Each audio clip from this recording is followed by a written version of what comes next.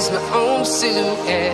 I'm getting stronger, step by step. The clock is ticking, but there's no time for regrets. I've been flying from town to town, from London to Taiwan. I've been all around the globe, trying to protect your soul. We are heroes tonight. We will fly above the sky. We are heroes tonight.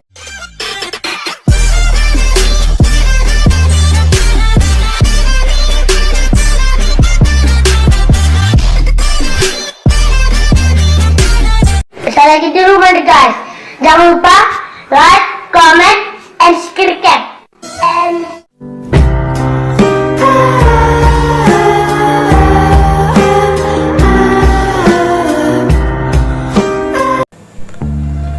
Halo para Tama, ketemu lagi di channel Dunia Tama, Dunianya Tans Manajemen. Dan kali ini kita masih dari Palembang. Kita akan membuat liputan tentang Masjid Agung Palembang yang bernama Masjid Agung Sultan Mahmud Badarudin. Masjid Agung Sultan Mahmud Badarudin atau biasa disebut dengan Masjid Agung Palembang adalah sebuah masjid paling besar di kota Palembang. Masjid ini didirikan pada abad ke-18 oleh Sultan Mahmud Badarudin. Saat ini Masjid Agung Palembang telah menjadi masjid regional di kawasan ASEAN. Masjid ini menempati kompleks seluas 15.400 meter persegi di kawasan 19 Ilir, di mana merupakan salah satu kampung asli Palembang dan Arab yang telah lama didiami. Masjid ini dipengaruhi oleh 3 arsitektur, yaitu Indonesia, Cina, dan Eropa. Gaya khas arsitektur Nusantara adalah pada pola struktur bangunan utama berundak 3 dengan puncaknya berbentuk limas. Sedangkan ciri khas arsitektur Eropa terdapat pada rupa jendela masjid yang besar dan tinggi. Sedangkan arsitektur Cina dilihat dari masjid utama yang atapnya berbentuk limas, terdiri dari 3 tingkat. Pada bagian atas sisi limas terdapat jurai daun simbar yang menyerupai tanduk kambing yang melengkung.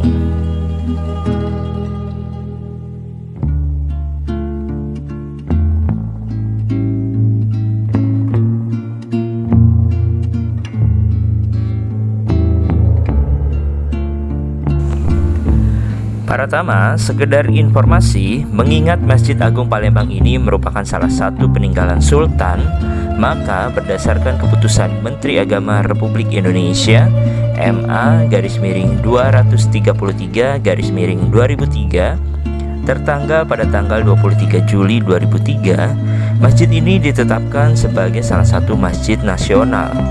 Kemudian pada tahun 2009, berdasarkan UU nomor 5 tahun 1992 tentang bangunan cagar budaya serta surat peraturan menteri nomor PM 19/101/MKP/2009, Masjid Agung Palembang ini menjadi salah satu bangunan cagar budaya yang dilindungi oleh pemerintah.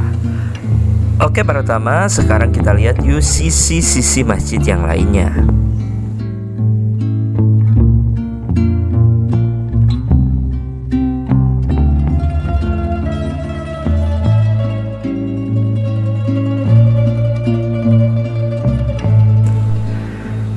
Masjid Agung Palembang ini sebagai salah satu masjid tertua yang ada di Nusantara sudah mengalami berbagai renovasi. Dari tahun 1819 sampai 1821, renovasi dilakukan oleh pemerintahan kolonial Belanda. Setelah itu, ekspansi lebih lanjut dilakukan pada tahun 1893, 1916, 1950, 1970, dan terakhir pada tahun 1990-an. Selama ekspansi tersebut oleh Yayasan Masjid Agung, lantai kedua bangunan dengan luas tanah 5.520 meter persegi dengan kapasitas 7.750 orang. Salah satu renovasi terbesar terjadi pada tahun 1999.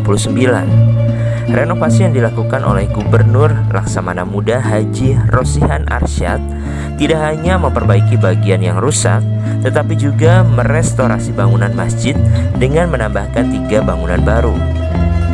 Ketiga bangunan tersebut antara lain adalah bangunan di bagian selatan masjid, di bagian utara, dan di bagian timur. Pada renovasi dan restorasi ini, kubah masjid juga mengalami perbaikan di berbagai sisinya. Saat ini, bangunan asli masjid ini terletak di tengah bangunan baru, diresmikan oleh Presiden kelima Indonesia, Ibu Megawati Soekarno Putri.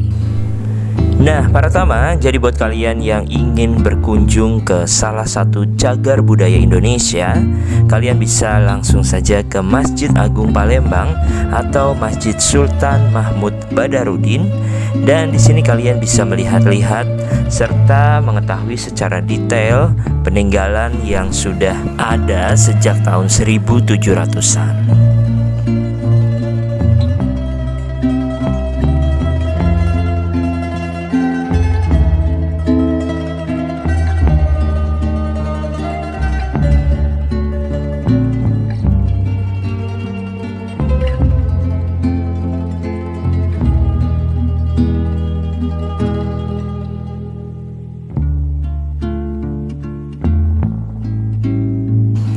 Oke para tamu, sampai di sini dulu liputan kita kali ini dari Palembang, Masjid Agung Sultan Mahmud Badarudin. Sampai ketemu lagi di video-video berikutnya, dan jangan lupa like, share, komen, dan subscribe channel YouTube Dunia Tama huruf kecil semua ya.